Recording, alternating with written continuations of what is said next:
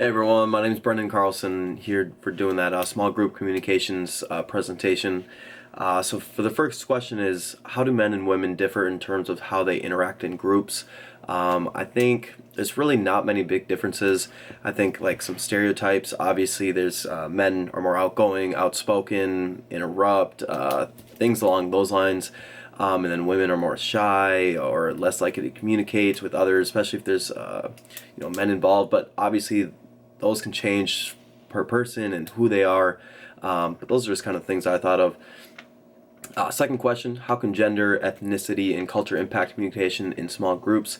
There's many ways that can impact it, good and bad. Obviously ethnicity and culture, like communication, like with different languages, stuff like that.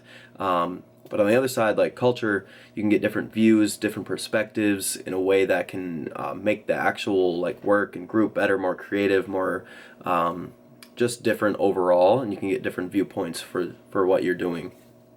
So for number 3, explain the differences between assigned and emergent groups. Give an example of each type. Assigned, for like an example with that, like obviously if we had to do this as a group project and she assigned us partners, that's kind of how I view this. So that's assigned. And then emergent, I'd say that's just kind of like you putting together your own group, deciding who you're going to be with, not just even an assignment, like community, people you choose to hang out with or do stuff with. What are observable characteristics of group culture? Provide at least 2 examples of observable diversity. So right off the bat, I think of like gender, ethnicity, race, so stuff you can just kind of physically see or notice right away. And then share personal experiences, good or bad, that you have encountered when working in small group project.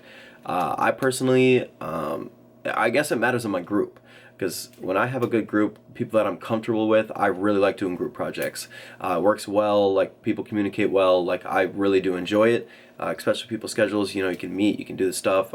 It actually, improves and, to be honest, makes it easier for everyone.